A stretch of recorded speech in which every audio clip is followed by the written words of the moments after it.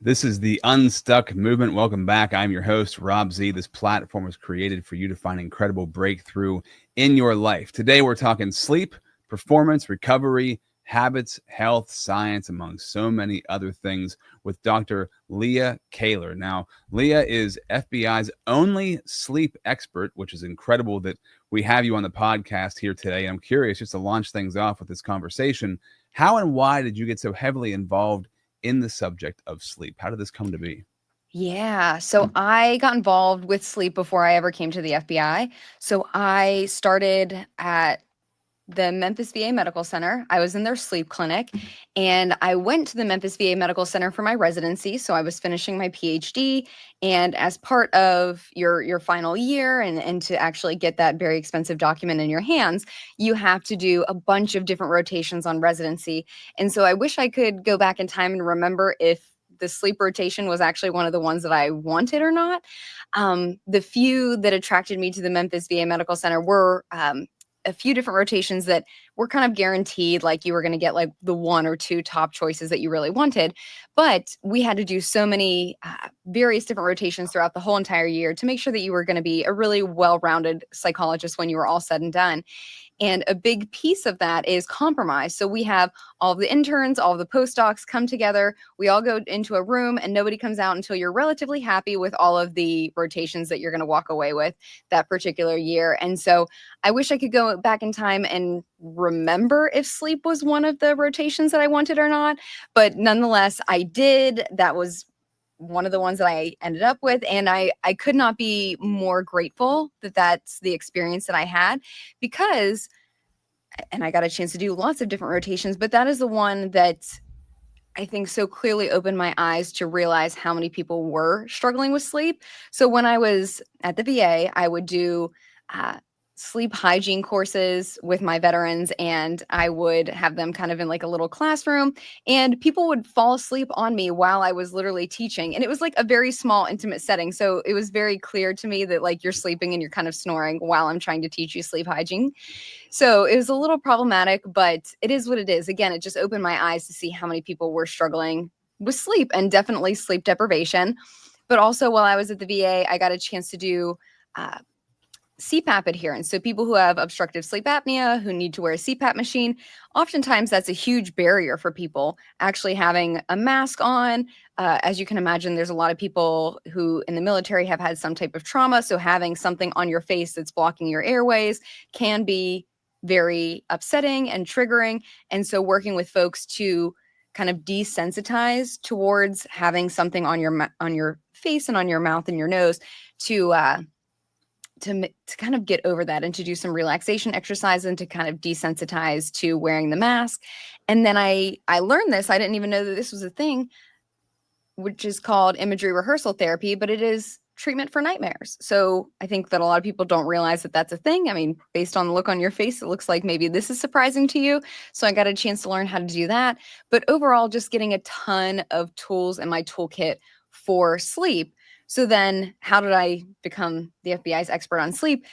I was hired as a full-time psychologist. One of my very first days on the job, my supervisor at the time had asked me, like, Leah, what's going to be your thing? And I thought to myself, well, it's law enforcement. There's a lot of stigma around mental health, even though you are hiring a psychologist. What's going to be like the easiest way for me to get my foot in the door and for people to be interested in listening and to hear what it is that I have to say? And so I thought, well, sleep seems like the most logical thing. You know, everybody can relate to having a crappy night's sleep, whether even if you're not a poor sleeper, but if you have a dog that needs let out in the middle of the night, if you, just like yourself, Rob, has a new baby, if you've got chronic pain, whatever, everyone can relate to having a crappy night's sleep. And there's no stigma around that, because it is what it is. Like, we can all relate to that at some point in our lives. So I figured, well, that'll be a low bar. Let me start talking about sleep and telling people important ways that they can improve their sleep. And believe it or not, in my opinion, sleep impacts literally everything. Like, I can't think of a single thing that sleep doesn't touch. So I'll be helping you in a lot of different ways. But I also, in my mind, thought, okay, if you get to know me, you get to know I'm not that scary. I'm not going to ask you to lay down on my couch and tell you about your childhood. And that maybe we'll talk about other mental health topics and kind of open up and basically take advantage of my full skill set as a psychologist. So that was kind of where it all started. Very cool. I have so many questions. You said so many interesting things in there. Great. So I'm just going to stop real quick just to welcome everybody. The Unstuck Movement. We created this platform because a lot of people are stuck, and sleep is one of those areas where people get very stuck in life.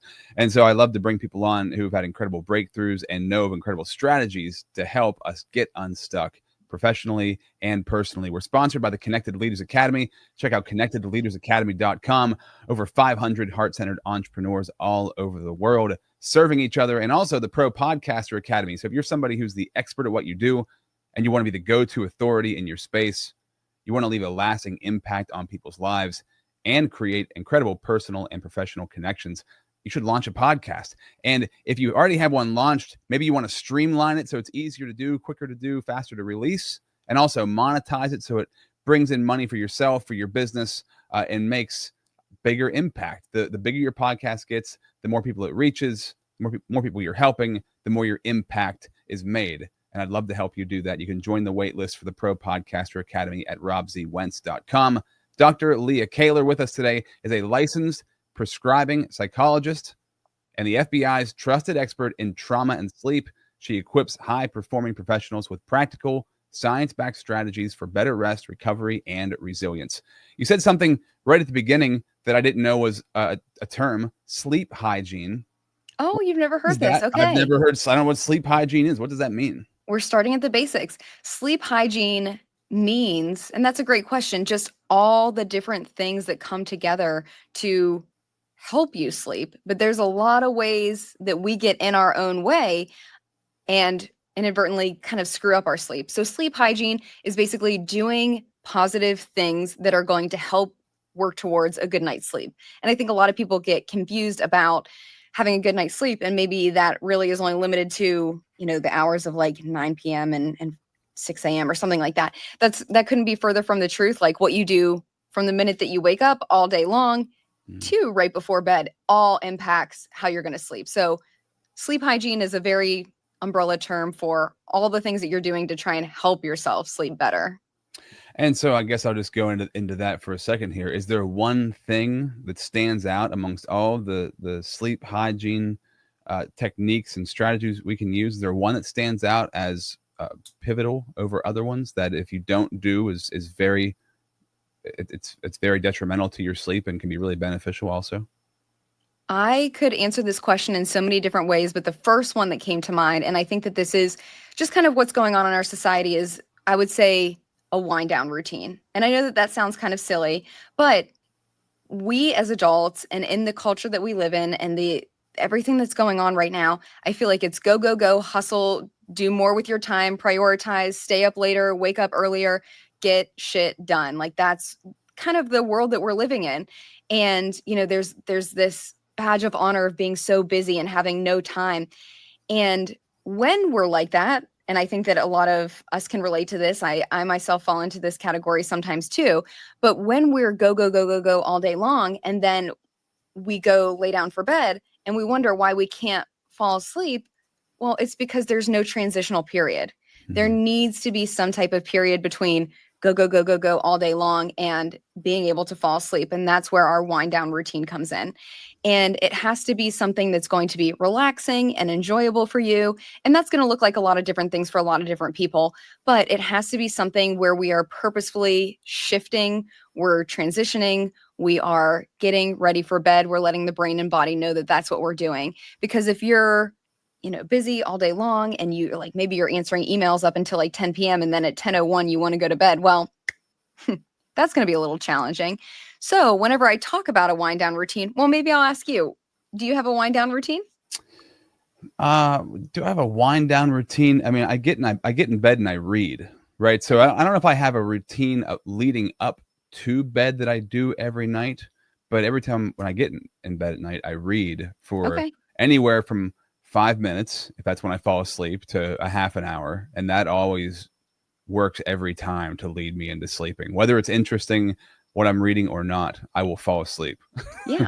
So you have a little bit of a ritual, like you have some Yeah. type of signal for your brain and body to know, like, hey, this is what we do right before sleep. Yeah. So you've Well, of got a course, little something also, going on there. yeah, brushing my teeth, like all of the Mm-hmm. bedtime routine things too, planning out what my day is going to look like the next day. I spend time doing that sort of stuff, which is repetitive on a daily basis, Yeah. which is, I guess, telling my mind, yeah, we're about ready to go to bed. Right. And whenever it comes to a wind down routine, I've heard a lot of people say a lot of different things.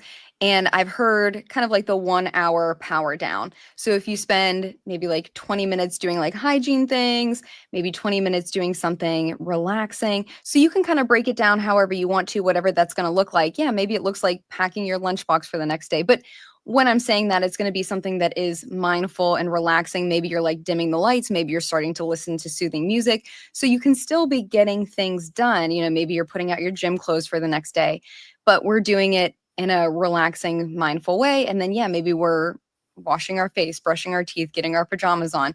And then maybe we're doing something relaxing, maybe like listening to a podcast, watching a book, doing some stretching, whatever it is. But what we want to do is just tell the brain and the body, like, it's time to transition. It's time to downshift. It's time to do something else. We're not in this state of go, go, go, achieve, prioritize, check things off the to-do list. Instead, now it's time to calm down and come back down to baseline. What about you? I'm curious of your wind down routine. What do you do? So this year, something really fun happened for me. I was featured in Tom's Guide as a world sleep expert, which thanks, Tom's Guide. That's super exciting. And during that, they had asked a bunch of sleep experts from all around the world what their sleep wind down routine was. And I guess mine was very interesting to them. So we did an entire article just on what I said. So the most impactful thing that I do for my wind down routine is I do yoga therapy. And yoga therapy and yoga itself are very similar. Basically, what had happened was I got an injury. I had a back injury, and I was connected to this woman. She's a yoga therapist, and she created this very special yoga sequence for me to help basically heal my back.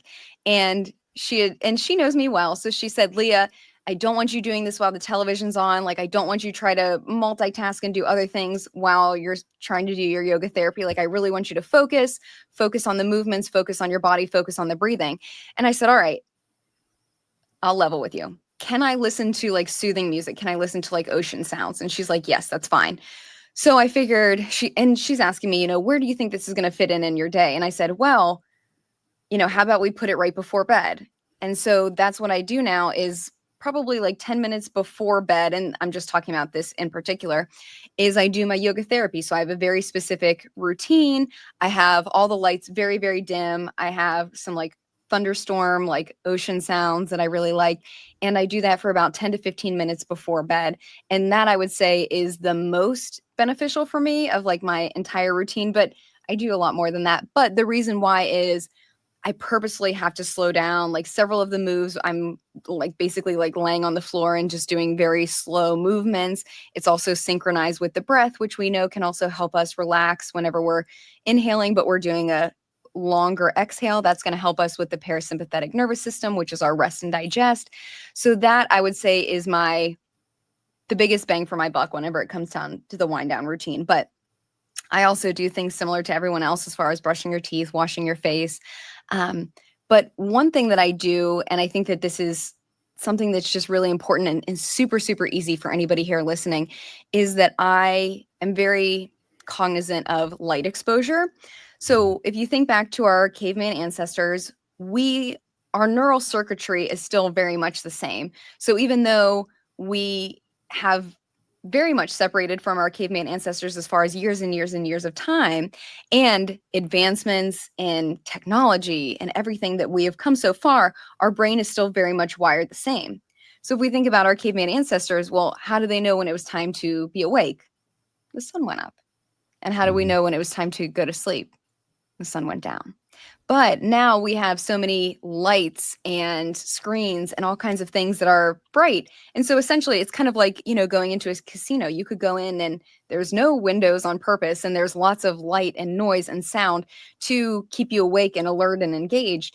And so I'm very particular about my environment as it gets closer and closer to bedtime to try and turn out overhead lights. And especially in the summertime, whenever the sun is setting, usually between like 8 and 9, to try and have like no artificial lighting at all and just have windows and that natural sunlight being my cue and coming in through the windows and helping basically tell my brain, okay, it's time to wind down.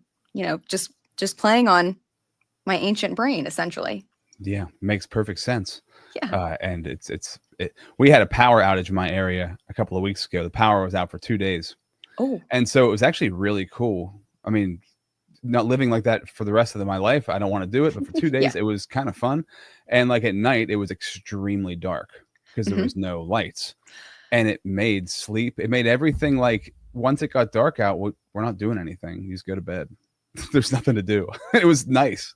Right. And I think that, what you're touching upon there too is really important. And there's so many pieces that come along with sleep. We could talk all day long. But another piece is when we are trying to sleep, your room should be dark, super dark. And we don't realize it, but there's all kinds of teeny tiny lights, like whether it's on your television or whether it's on your smoke detector or the little button on your charger or whatever. There's all kinds of teeny tiny lights. And what the research tells us is that we sleep best in total darkness. So you probably experienced that because you didn't have any power. There were no little lights to distract you or to cause any what we call micro awakenings. So oftentimes whenever we do have little lights, or something that people tell me a lot is sleeping with the television on. No. And yeah, that's a major problem. Check out my YouTube. We have a whole channel or a whole video on why that's an issue. I mean, it should be blatantly obvious why it is an issue, but it just amazes me how many people sleep with their TV on. Well, it amazes me how many people come to me and tell me that they've been doing this since childhood, and they tell me, oh, it's not a problem. I'm like, let me tell you why it is. And we can get into that if you want to. But again, when there's any type of light and we're not blocking that light source, again, maybe when you go to a hotel and there's like the light underneath the door because there's that little gap, or if you've got windows and maybe there's a street light and there's a little gap again between like your curtains or your blinds, those little sources of light, even though they may seem really minor, can cause micro awakenings.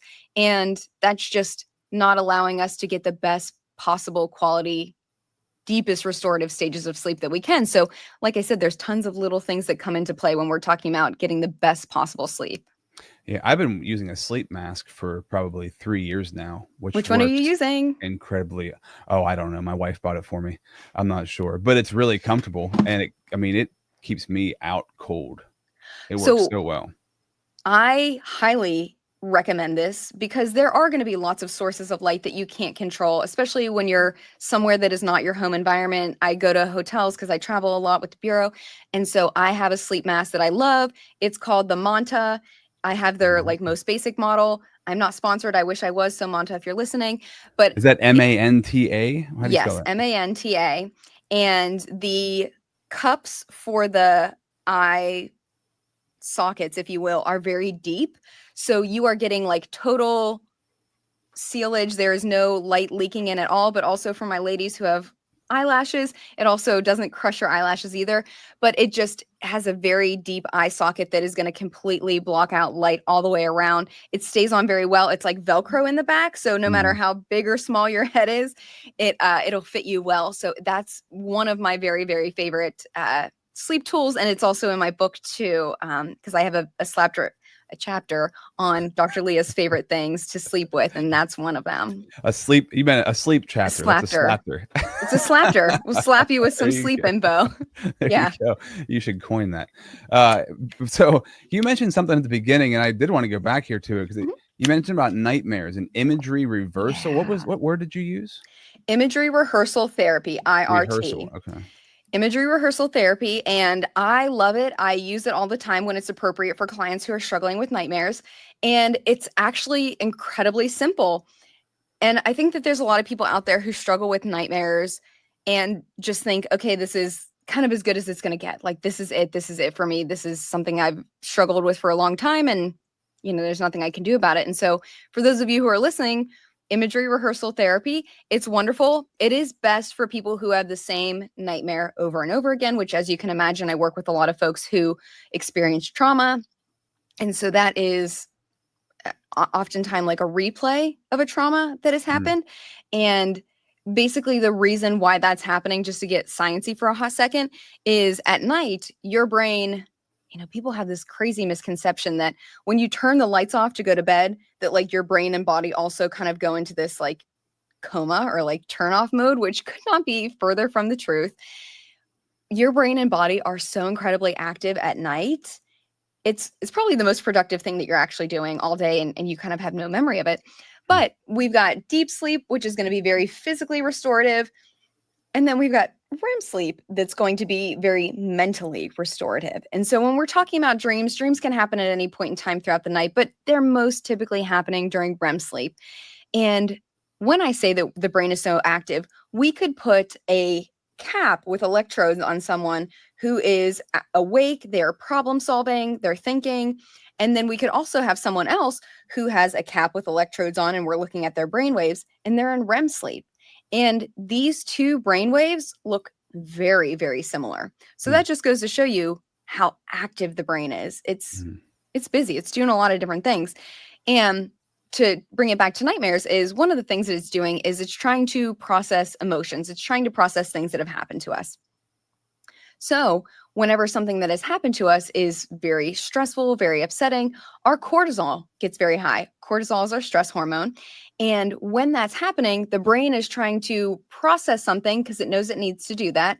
But then our cortisol might be so high that instead of successfully processing through, we end up with a nightmare, we end up waking up, and that thing that needs to be processed then kind of gets interrupted.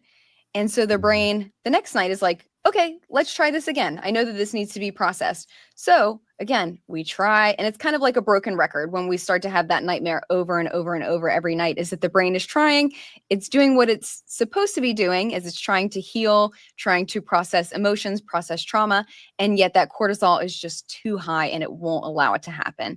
So with imagery rehearsal therapy, what we're doing is we take whatever that repetitive nightmare is, and instead of allowing the nightmare to progress all the way through to whatever the very upsetting ending is, or you wake up in the middle of it, what we do is we rewrite the script, essentially.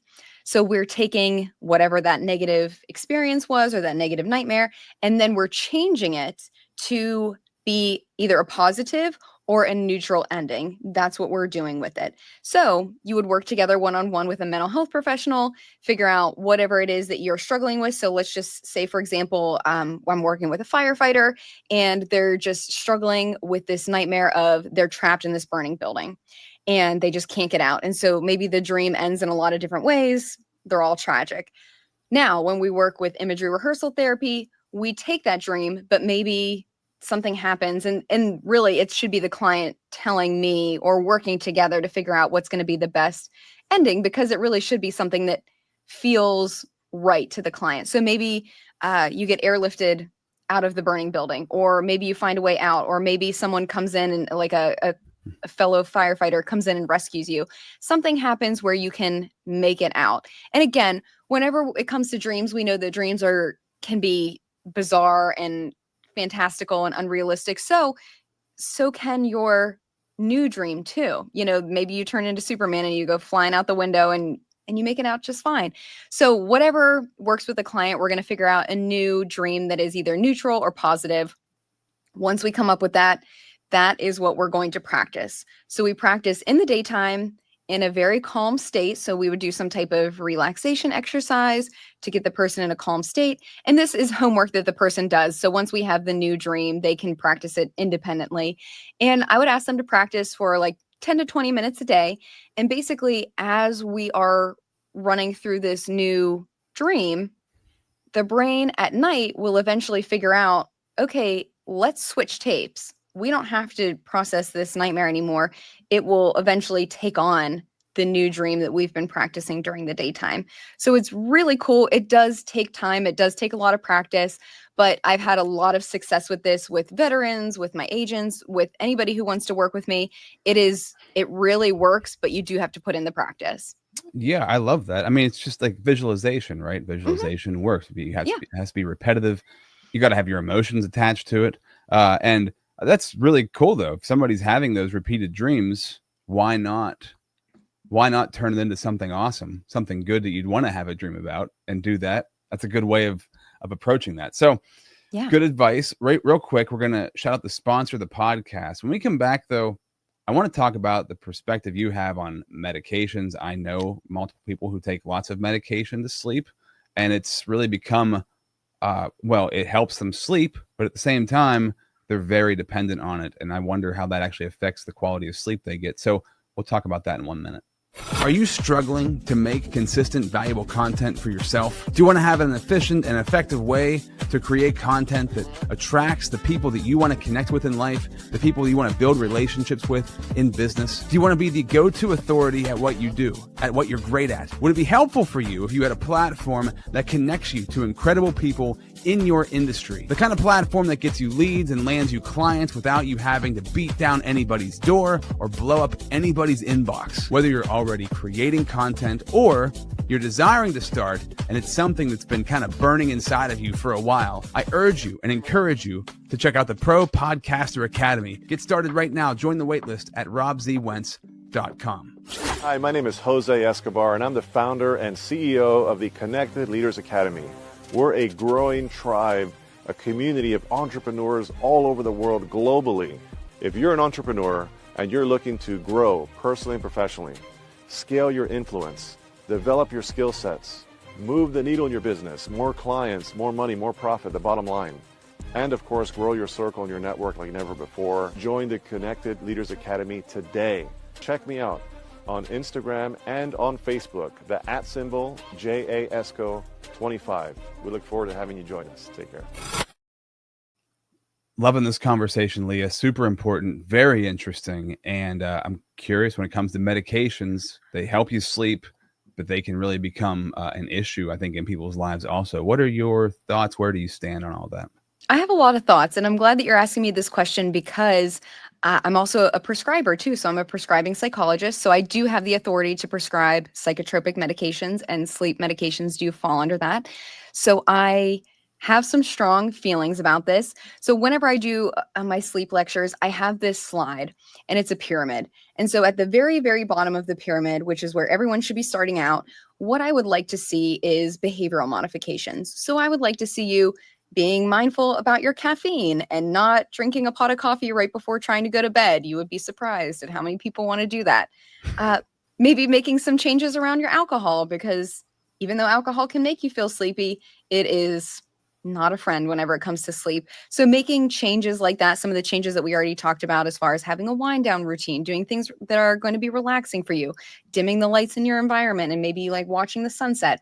So I'd like to see behavioral modifications first, and then the next step up in the pyramid is going to be environmental modifications. So like we talked about, like having an eye mask. Maybe you need a white noise machine. Maybe you need your bedroom to be cool. Like for me, like if it's too warm, forget about it. Like it has to be very chilly for me to fall asleep. So I want to see environmental modifications happening. Then if the person is still continuing to have sleep issues and we've made a lot of changes like this, then maybe it's time for a sleep study. That's what I'd like to see next, because there are a lot of people who maybe have undiagnosed obstructive sleep apnea, and maybe they're in bed for 7 hours and they're falling asleep, but they're telling me, I'm still feeling unrefreshed. I'm in bed for 8 hours or 7 hours. I don't know what the deal is. So maybe there's some undiagnosed sleep condition that's there. So the next rung on the pyramid is to go and have a sleep study done. And then as we continue to move up further into the sleep pyramid, that's where we're getting into over-the-counter medications, which whenever it comes to this, again, I have a lot of feelings, but I'm going to keep it in check. There are things out there that people are using that there should be a lot more public education around. So I'm going to give a little public service announcement. Whenever you are going down the aisle of your big box store and you see all of the various different pills and powders and supplements and this and that. One thing that a lot of people don't realize is that a huge majority of that is not regulated by the FDA, the Food and Drug Administration. So whatever it says on the label, whatever claims that it makes, they can write, they have a lot of latitude in what it is that they can write and what it is that they can claim. And so there are studies out there to show that, and this is a specific study on melatonin, that what is actually on the label and what is actually in the gummy or the pill or the powder or whatever, oftentimes that does not match very well at all. So maybe you're getting very, very little of what you think that you're taking in. Or, again, this study showed that it was over 200% of what was actually on the label. So that's very concerning. And then also, too, there are things in there that maybe we didn't know was in there. So it's just going to be very important for people to know that what it is that says on the label and what's actually getting ingested into your body could be two very different things. Important to know. Yeah, also, I would too, say so. That's makes you very skeptical about what you're buying and what's actually in it. Very concerning. And again, I work with a lot of military and law enforcement and first responders. And so when it comes to that, a lot of those melatonin gummies or whatever also have CBD in it. So that's a huge problem for our population because there's a lot of rules and regulations about any type of drug use. So, we want to be very mindful of what it is that we're putting into our body. And also, whenever it comes to melatonin, that is not something that should be used on a nightly basis. Melatonin can be helpful for certain circumstances and for certain people, but your body naturally makes melatonin. That's what it does. And so if we're supporting it and doing the right things, like getting morning sunlight within an hour of waking up, and it doesn't have to be long, just a few minutes. And like we talked about, watching the sunset or dimming the lights in our environment, that's going to help with us, our body making natural melatonin as it should. And I'll get back to pills, but let me just say something else. We talked about a wind down routine. Well, a lot of people are like, oh, well, I like to relax with TikTok and I have my phone right here and I'm scrolling. And okay, so let me tell you about why that's an issue. And, maybe why you're taking 6 melatonin gummies and still can't sleep. Okay, blue light. We've heard a lot about blue light, very trendy. Why is blue light a problem? Blue light is a problem because the wavelength of blue light is the same wavelength as sunlight. So if it's 10 p.m., the sun has gone down and your brain thinks that it's time to go to sleep, but then you've got your phone 3 inches from your face and it's emitting blue light. Even if you've got the brightness turned all the way down, that light is going into the brain and it's being interpreted as sunlight. And then the brain is like, oh, wait, pump the brakes on the melatonin. We need to be awake. We need to be alert. Look, the sun is out. It's your phone. So we're doing a lot of things to get in our own way. So that was just a little detour. I want to ask something real quick. Okay, my wife, she sleeps very well. She does not take any sleep medication. She doesn't. Right. She has no issue sleeping, but she is on TikTok up until the point when she falls asleep. And I'm like, baby, I know you don't have trouble sleeping, but that's not good to do that. What do I do or say to convince her it's not a good idea? So what I would say, and this is me having my psychologist hat on right now, is, hey, I just had a guest on my show today. Would you like to sleep even better than you already are? Here's a hot tip for you. Okay. It's worth a try. Again, I end up having a lot of couples in my lectures whenever I talk. And a lot of times I will have someone who's like, he does everything wrong and he falls asleep and he stays asleep all night long and you couldn't wake him if you tried. And, so I have a lot of couples who there's a lot of, sleep issues or like sleep jealousy. And there are some sleep jealousy. That's a good way. Sleep jealousy. There are some freaks out there who break every single rule that I talk about and they still sleep amazing. And for those, I say congratulations to you. And maybe your wife is one of them. She seems to be. So, okay. Yeah. I can drop some breadcrumbs, but it might not matter. She just sleeps well no matter what. There are just some sleep unicorns, some sleep freaks. And, congratulations to those people. And I hope that continues to be how your sleep goes. But, eventually maybe there's something that switches and you could do all the things wrong. And then maybe one day that will catch up to you. And then you're like, oh, I'll shit. I'll be there with all the correct information. If you it will. Ever happens. I'll send you a copy of my book. Yeah. Okay, cool. So going back to the medication part. Then. Yes. Going back to the medication. So one thing that I think people love to do, and again, I'm going to give another public service announcement, Benadryl. Benadryl, ZQuil, all the family that's like diphenhydramine. Yes, it will make you sleepy because it's an antihistamine. Because histamine is a wake-promoting hormone, antihistamine is going to disrupt that. However, after just 3 nights, that no longer becomes helpful. It becomes a placebo, essentially. So I have people who come to me who have been taking Benadryl for a decade. Okay, it's now a placebo for you. But one thing that's very important, and I want to be very clear when I say this, I'm not saying one causes the other. What I'm saying is there is research out there to show that continuing to take something like a diphenhydramine regularly for a long period of time has been associated with neurodegenerative disorders like dementia and Alzheimer's.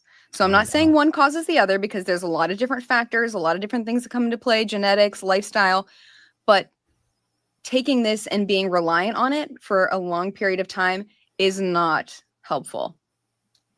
Yeah, good advice. So that's a wake-up call for folks. Absolutely. And then, we can get to the last rung of my pyramid, which is actual prescription sleep medications. There will be some people who this is appropriate for, but it's at the top of the pyramid because it's the smallest, teeniest population of people who should be using this. Now, I think that everybody wants this quick fix. That's what people want. They want this magic bullet. And I think for a lot of people, you see a commercial for Ambien, Lunesta, Sonata, you name it, whatever. And they're like, oh, this is going to solve all my problems. This is what we're going to do. I'm going to go ask for this. Not a great idea. Not only is it not a great idea, but a lot of people don't realize it has a black box warning. It has a black box warning for unusual sleep behaviors. And, if you think about Step Brothers and they have that scene where they're like sleepwalking and like putting a pillow in the oven and all kinds of strange things. There are stories of people who take what we call Z drugs who do have experiences like that. And not everyone is going to have an experience like that. And if you do have an experience like this where you're having unusual sleep behaviors, tell your doctor. This is not normal. You should not be doing this. It can be very dangerous. But people, and here's the real kicker, is that it comes with amnesia. So you don't remember what it is that you've done. So oftentimes it takes a bed partner or a roommate or someone to tell you what it is that you've done. And oftentimes people don't believe it. But yeah, which is also like super, super scary. But yeah, people will try and sleep cook, sleep drive, sleep call their ex. Like a lot of strange things happen. Or like several days later, they end up with a bunch of Amazon packages on their doorstep and don't remember why that happened. Well, chances are it's probably because of the Z drug, because you take it. And again, this is not going to happen to everybody, but this is a common side effect that happens for people, is having this strange sleep behavior. Yeah, I directly know my brother-in-law. My sister has found him in the yard in his underwear at 2 a.m.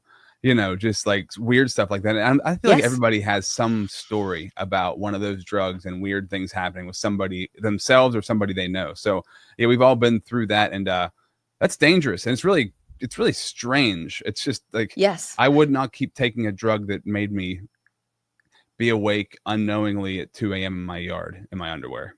I wouldn't take it anymore. But when it comes to sleep, though, right? It's one of the most important things in our life, and you feel like you're losing your mind if you don't get good nights of sleep. So you'll do anything. Right. So I get it. I get both ends. Like, I get why people do it. There's a lot of desperation whenever we get to that very top part of the pyramid, and people just want to sleep and they want to feel better. And you're exactly right. Sleep touches literally every aspect of your life. I can't think of a single thing that it doesn't. So yeah, when you're not sleeping well and you're continuing not to sleep well night after night after night, yeah, maybe the risk of sleep driving seems not so bad if you could get back to sleeping better. But truly, if you're out there listening and you are experiencing these unusual sleep behaviors, please talk to your doctor, because this is not something that you want to risk. Yeah, for sure. As we're coming to the end of this episode, this has been really good information, and I thank you for doing what you do. I would encourage people to check out your YouTube channel, right? So they can find you on YouTube, Dr. Leah Kaylor. just like it's spelled in the description here. And that link is actually in the show notes for this episode. Is there anything else you'd want to drive people to? So I have a book coming out. It's called The Sleep Advantage. It's dropping on October 1st. And so that's very exciting. And then very soon on my website, you'll see a link to be able to work with me one-on-one if you're interested in just getting a better understanding of what's going on with your sleep, especially if you've been struggling for a while. So keep an eye out. Probably in the next week or so, you will see a link on my website to be able to work with me. Very cool. And I guess last question, working with the FBI, I mean, you're probably not allowed to say too much, but who do you work with? Do you work with like people, I guess, who do you work with when you're working in the FBI for sleep? Mm-hmm.